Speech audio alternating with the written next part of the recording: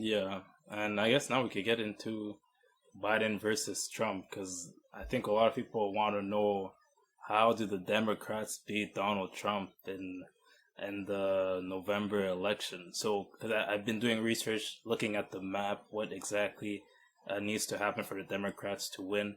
So, what we saw in 2016 is to win the election, you need 270 electoral college votes, right?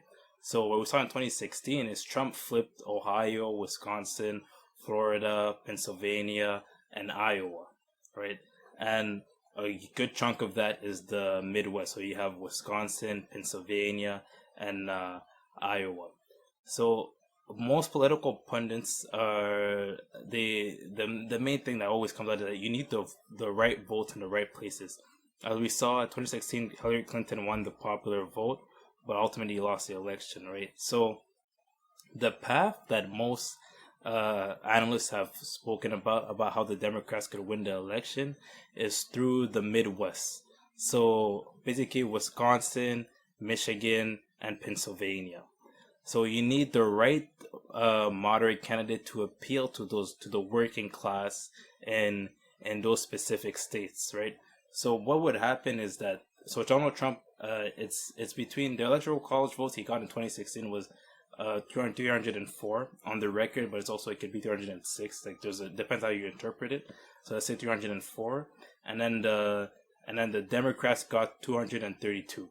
So what needs to happen is that the Democrats need to basically flip back Iowa, Pennsylvania, and Michigan, and then that would completely switch back the it completely switch it back in the Democrats' favor and putting them over to 270 to win the election. And to do that, you need the because now we're gonna kind of mix in the VP pick here. You need Joe Biden needs to pick the right VP. He has already said that he's committing to picking a VP that's a woman. So he's already put himself in that boat. And now you have people debating whether it should be a VP of color, VP, or et cetera, et cetera. But my take on this is that Biden needs to pick a VP that can appeal to those people in the Midwest. So that Midwest block, the Michigan, Wisconsin, Pennsylvania, like that block, that's what Biden, that's what the Democrats need to win the election. So back in, I believe it was 2019, I tweeted about how Amy Klobuchar could be the dark horse of this Democratic Party during the primary. I said that she could either be explicitly, I just want to make sure if it's for the record, I said that she could either be a front runner or she could be a running mate. So I think this is where Amy Klobuchar could come in. I believe she's the senator from what's her state again? Minnesota. So the senator from Minnesota, I think she would be perfect for this. She's a more moderate candidate. She could appeal to the working class. Everything about Amy Klobuchar, a working class person could really see themselves in her. So I think Amy Klobuchar would be the perfect pick for Joe Biden, just in order for the Democrats to take that Midwest block back. There's other ways they could win the election. They could go try to get the Florida back. That's a pretty big state. Like all these states, let's say Florida is also considered quote unquote a swing state. We're not sure how it's gonna go in the 2020 election, but there's different paths to it. But the most, let's say, realistic path that the pundits have talked about is through the Midwest. They need to get that Michigan, Wisconsin, Pennsylvania. They just need to get that wall right there, and that would be the path to victory. And from the 2018 midterms, it shows in the polling, it shows that those states have now become again competitive and might have switched back to blue. We're not sure yet. We'll see ultimately during the election, but I think that's one of the paths and the more realistic path for the Democrats to beat Donald Trump. Yeah, and well, uh, so I don't want to disagree with the analysis. I think the analysis is right on point there, but your point about the VP pick, I'm not so sure about it because so you need a balanced ballot, right? So you between like first of all you need Joe Biden also has to look at his own party, right? And he also need to have progressive be excited about the the ballot, whether it be the meaning that the VP choice also has to be exciting for progressive, given that Joe Biden represents that moderate lane, and and for people, and I don't think picking someone who's moderate is that big of a concern for Joe Biden because he himself is already a moderate and is already performing well in those states that you mentioned. There are a bunch of polls that recently came out. I'll just try to find one. There's a IPSOS slash Reuters poll that found that Joe Biden is leading President Trump by a 45% to 39% margin, and that poll finds that Biden is so that's a national lead. But if you look at the key battlegrounds, so such as Florida, Michigan, Pennsylvania, and Wisconsin, he's averaging he's like he is really up. He's averaging like I think a 6 point lead as well over the in those states. So like the VP pick, I don't think, in my opinion, for Biden wouldn't be someone who's a moderate because Joe Biden already plays that role on the ballot, right?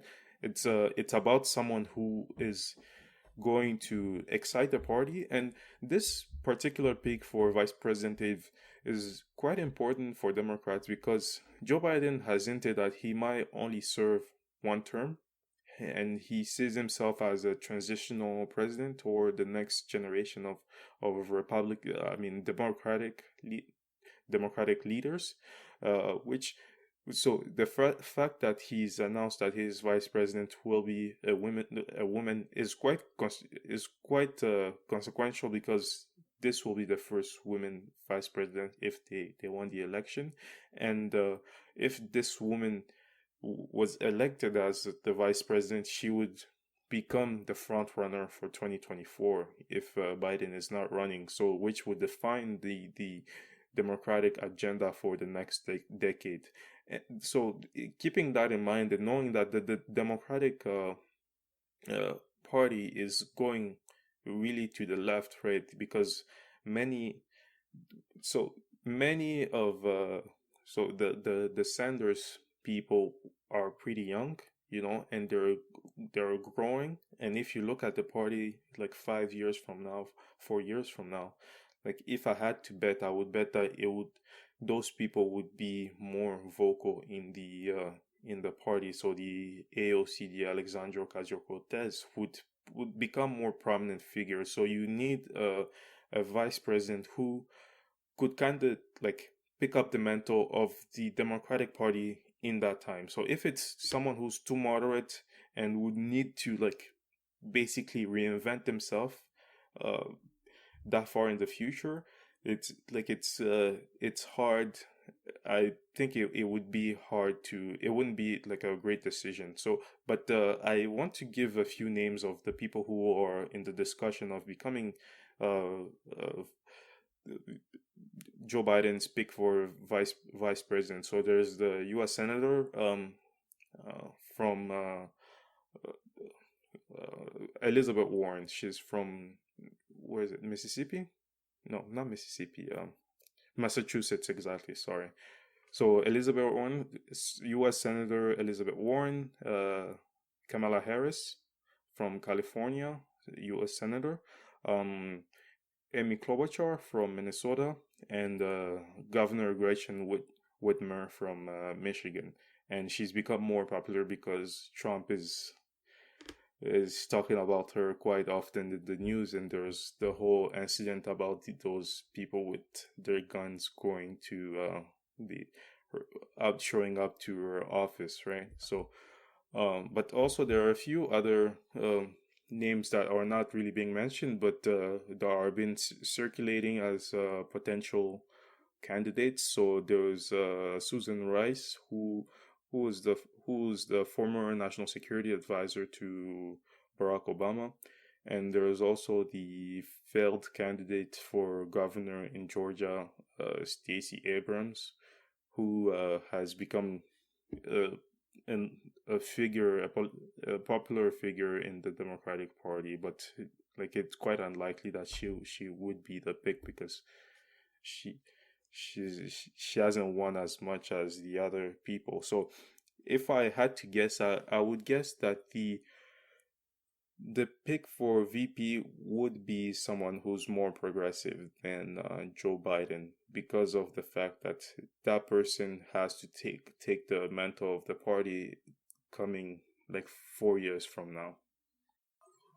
Here's why I disagree with that, because ultimately the reason why moderate candidates are the best for, let's say, especially this election, is that you never want to energize the opposing base. What you want to do going into an election is take away from their votes. So going into 2020, what the Democrats want to do is take away the working class votes that Trump was able to get. That's the only reason he was able to flip the Midwest, right? He got those votes away. And if those voters are going to vote for Joe Biden, the people that were on the fence, not the never Trumpers, we were talking about the people that were on the fence that ended up going Trump, that could possibly go back Democrats. We're not sure yet, but those people on the fence, I think they did the thing that would determine whether they would vote Democrat is that VP pick.